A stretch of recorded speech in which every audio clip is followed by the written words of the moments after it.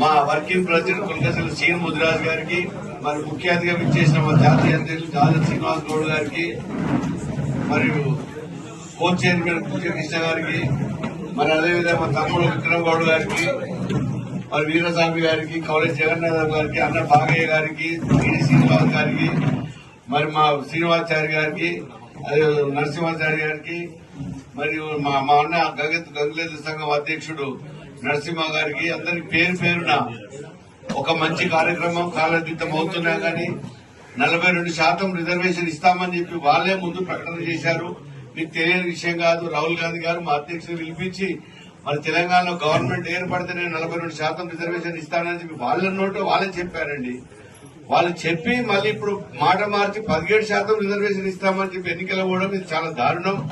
మా అధ్యక్షుల వారి పిలుపు మేరకు మరి ఏ పార్టీ అయినా సరే దుమ్ము దులుపుతాం, ఊరుకునేది బీజేపీ కానీ మరి కాంగ్రెస్ పార్టీ కానీ ఎవరిని కూడా వదిలిపెట్టలేదు సార్. ఎందుకంటే మాకు అన్యాయం జరిగింది. దాదాపు 80 సంవత్సరాల నుంచి బీసీలకు అడుగడుగున అన్యాయం జరిగింది. మరి మా సోదరులకు ఎస్టీలకు వాళ్ళ జనాభా ప్రతిపాదన రిజర్వేషన్ ఉన్నది, ఓసీలకు కూడా ఉన్నదండి. ఈడబ్ల్యూ రిజర్వేషన్ ప్రకారం వాళ్ళకి రిజర్వేషన్ ఉంది. మరి బీసీలు అడుగడుగునా నష్టపోతున్నారు. మరి దేశ సంపదను సృష్టించే వాళ్ళు బీసీలు, సమాజానికి అన్ని జాతుల వారికి అండగా నిలే వాళ్ళు బీసీలు, మరి దేశ ఆర్థిక వ్యవస్థ మూలకారకులు బీసీలు. బీసీలకు అన్యాయం జరుగుతుంది. మరి బీసీలు మీరు కూడా పత్రికతో అన్ని విషయాలు తెలిసిన వాళ్ళే. మరి మాకు అడుగడుగున అన్యాయం జరుగుతుంది. దీన్ని మా అన్న నాయకత్వంలో మరి మేమంతా కలిసి ఈ నెల 15, 16 డేట్ల 14 తారీఖు నాడు ఢిల్లీకి చేరుతాము. 15, 16 డేట్లలో మరి ఆ పార్లమెంటును ముట్టడించి మరి అక్కడ ప్రధానమంత్రి గారిని, అదేవిధంగా మంత్రులను, అదేవిధంగా ప్రతిపక్ష నాయకులను కలిసి కూడా మా బాధలన్నీ చెప్పి మరి వాళ్ళని నిలదీయడానికి కూడా మేము ఉన్నాం. మరి ఇక్కడ కూడా మేము వాస్తవానికి 8, 9 తారీఖు ఉండే ఈ ప్రోగ్రాము. మరి ఇక్కడ కొన్ని కార్యక్రమాలు ఉన్నాయి, అక్కడ కూడా కొన్ని కార్యక్రమాలు ఉన్నాయి. కాబట్టి ఇవన్నీ దృష్టిలో పెట్టుకుని మా అధ్యక్షులు వాళ్ళు చెప్తారు. ఇప్పుడు ఇవన్నీ దృష్టిలో పెట్టుకుని 15, 16 తారీఖు పెట్టడం జరిగింది. మరి మాకు జరుగుతున్న అన్యాయాలను మేము మా పిల్లల భవిష్యత్తుకు రాకూడదనే సంకల్పంతో ఈ ఉద్యమాన్ని ఉధృతం చేస్తున్నాము. మరి దీనికి అనుగుణంగా మరి అందరూ కూడా సహకరిస్తున్నారు. మన బంధుకు పిలిపిస్తే కూడా రాష్ట్రంలో ప్రతి గల్లీల, వాడల, ప్రతి కులం వారు కూడా బంధుకు సపోర్ట్ చేశారు. మరి పత్రికా సోదరులు కూడా మాకు అన్ని విధాలా మీరు కూడా సహకరిస్తున్నారు, సహకరించాలి కూడా. మరి తర్వాత విషయాలన్నీ మా అధ్యక్షులు మాట్లాడతారు. మీకు ప్రత్యేకమైన ధన్యవాదాలు. కో చైర్మన్ అయినటువంటి కులకర్ణి శ్రీనివాస్ ముదిరాజ్ గారికి, ఇందులో పాల్గొంటున్నటువంటి వర్కింగ్ చైర్మన్, బీసీ సంక్షేమ సంఘం జాతీయ కన్వీనర్ అయినటువంటి బుజ్జ కృష్ణ గారికి, బీసీ కుల సంఘాల జేఏసీ చైర్మన్ అన్న కుందారం గణేశాచారి గారికి, బీసీ విద్యార్థి సంఘం జాతీయ అధ్యక్షులు తాటికొండ విక్రమ్ గౌడ్ గారికి, అదేవిధంగా పెద్దలు బీసీ జేఏసీ గౌరవ చీఫ్ అడ్వైజర్ అయినటువంటి ప్రొఫెసర్ బాగయ్య గారికి, అదేవిధంగా అన్న బీసీ జేఏసీ కో చైర్మన్ అయినటువంటి అన్న వీరస్వామి గారికి, అదేవిధంగా బీసీ యువజన సంఘం రాష్ట్ర కార్యనిర్వాహక అధ్యక్షులు ఈవీఎస్ శ్రీనివాస్ గౌడ్ గారికి, బీసీ జేఏసీ రాష్ట్ర కన్వీనర్ జాదుల లింగంగౌడ్ గారికి, బీసీ జేఏసీ వైస్ చైర్మన్ అయినటువంటి జిల్లల నరసింహ గారికి, బీసీ మహిళా సంఘం రాష్ట్ర ప్రధాన కార్యదర్శి తారకేశ్వర్ గారికి, ఆర్టీసీ బీసీ ఉద్యోగుల సంఘం అధ్యక్షుడు వెంకటేష్ గౌడ్ గారికి, బీసీ మహిళా సంఘం రాష్ట్ర ఆర్గనైజింగ్ సెక్రటరీ సంధ్య గారికి, గ్రేటర్ హైదరాబాద్ మహిళా సంఘం అధ్యక్షురాలు శ్యామల గారికి, బీసీ జేఏసీ రాష్ట్ర కన్వీనర్ అయినటువంటి కౌల జగన్నాథం గారికి, అదేవిధంగా ఇంద్రం రజక్ గారికి, అదేవిధంగా గూడూరు భాస్కర్ గారికి, బీసీ జేఏసీ రాష్ట్ర కన్వీనర్ అయినటువంటి ఉదయ్ నేత గారికి, అదేవిధంగా బీసీ కుల సంఘాల జేఏసీ ప్రధాన కార్యదర్శి నరసింహాచారి గారికి, అదేవిధంగా శ్రీనివాచారి గారికి, అదేవిధంగా బ్రహ్మచారి గారికి, అదేవిధంగా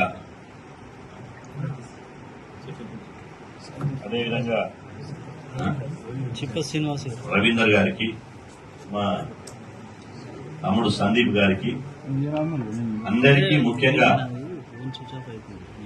దయచేసి వీళ్ళందరి పేరు నోట్ చేసుకోవాలని అందరి పేరు ఉచ్చరించడం జరిగింది. మీడియా సోదరులకు, అదేవిధంగా ప్రింట్ అండ్ ఎలక్ట్రానిక్ మీడియా మిత్రులకు, ఫోటోగ్రాఫర్ మిత్రులకు పేరు పేరున హృదయపూర్వక నమస్కారాలు.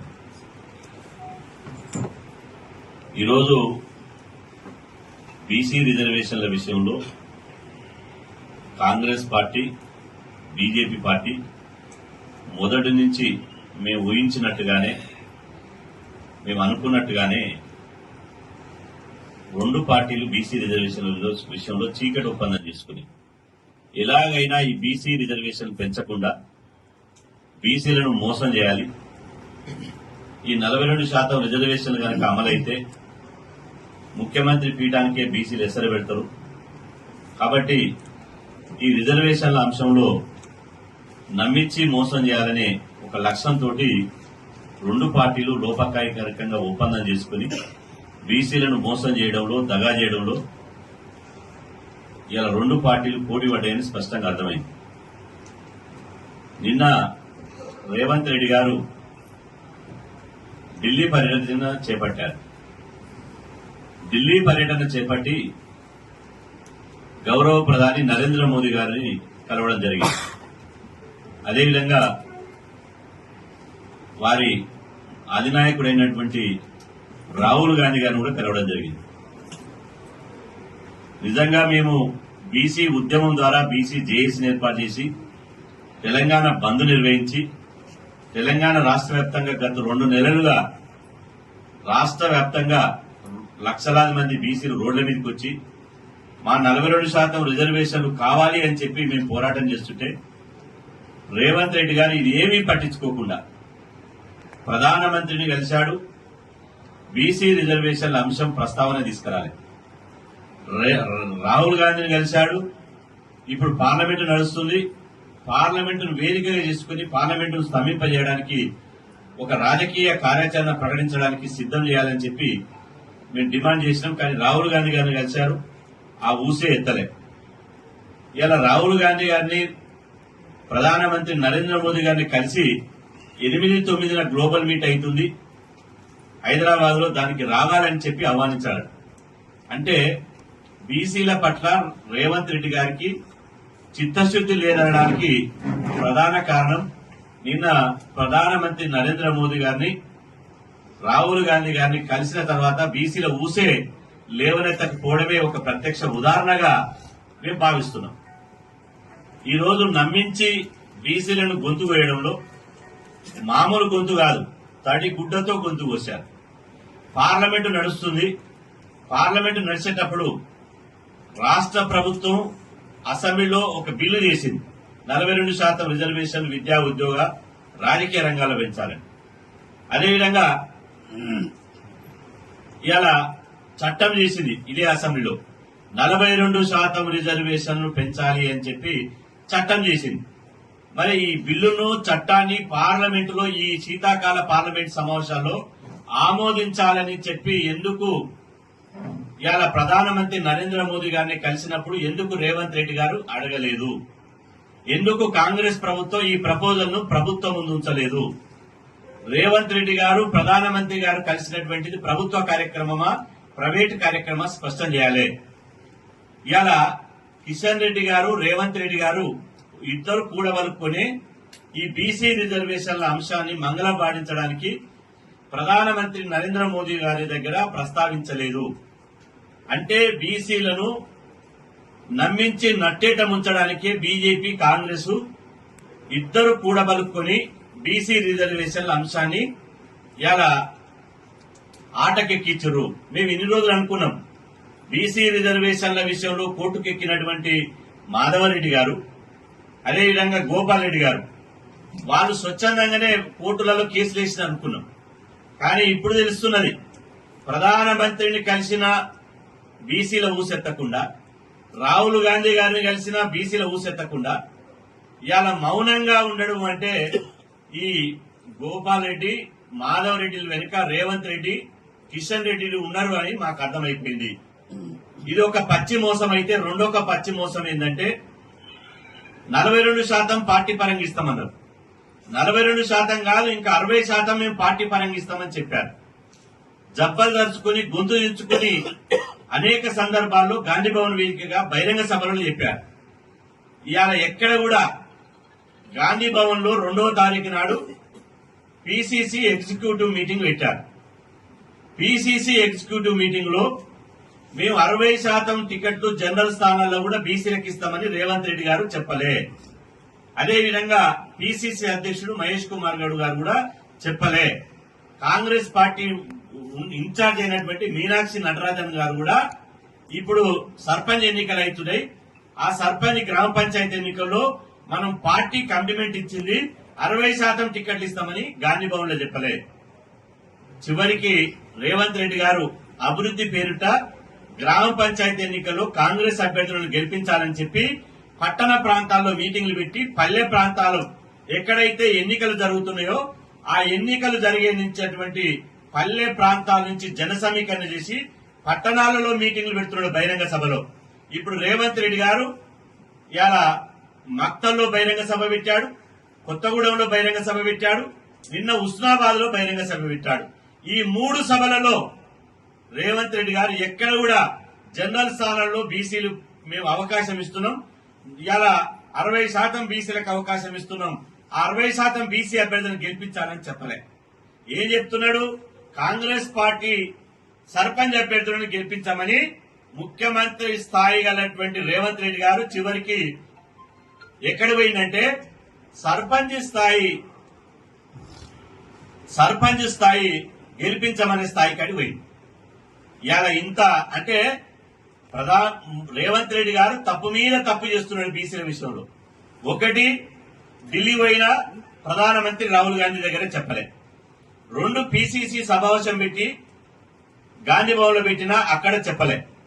3, బహిరంగ సభలు పెట్టినా చెప్పలే. ఈ 3టికి నిరసనగా ఇవాళ ఖచ్చితంగా కాంగ్రెస్ బీజేపీ నమ్మించి నట్టేట ఉంచింది. కాబట్టి బీసీ సమాజం ఆలోచన చేయాలి. అందుకని మేము ఒక నిర్ణయం తీసుకున్నాం. 2 ఫేజుల నామినేషన్లు అయిపోయినాయి.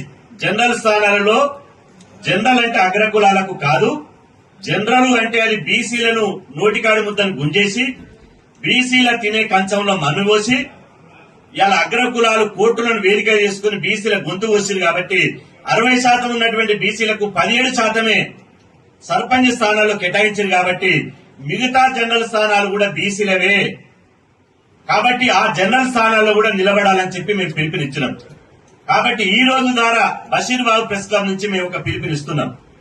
జనరల్ స్థానాల్లో నిలబడ్డటువంటి బీసీ అభ్యర్థులను, ఇది పార్టీ గుర్తుల మీద జరిగేటువంటి ఎన్నికలు కావు, పార్టీలు బలపరిచే ఎన్నికలు కావు, పార్టీలు బీఫామ్లు ఇచ్చే ఎన్నికలు కావు. కాబట్టి దయచేసి తెలంగాణ రాష్ట్రం ఉన్నటువంటి 3 కోట్ల మంది బీసీ సమాజాన్ని నేను విజ్ఞప్తి చేస్తున్నా. దయచేసి మన పుట్టిన పార్టీలు కావు, మన కోసం పనిచేసే పార్టీలు కావు. ఇది 100% అగ్రకులాల పార్టీలు, బీసీల ద్రోహుల పార్టీలు, బీసీలకు దొంగల పార్టీలు, బీసీలను నమ్మించి నట్టేట ముంచినటువంటి దగాకూరు పార్టీలు. కాబట్టి ఈ పార్టీల జెండాలను చూడకండి, పార్టీల జెండాలు చూసి మోసపోకండి. ముఖ్యమంత్రి రేవంత్ రెడ్డి మాటలు పట్టించుకోకండి, కేసీఆర్ మాటలు పట్టించుకోకండి, అదేవిధంగా రామచంద్రరావు మాటలు పట్టించుకోకండి.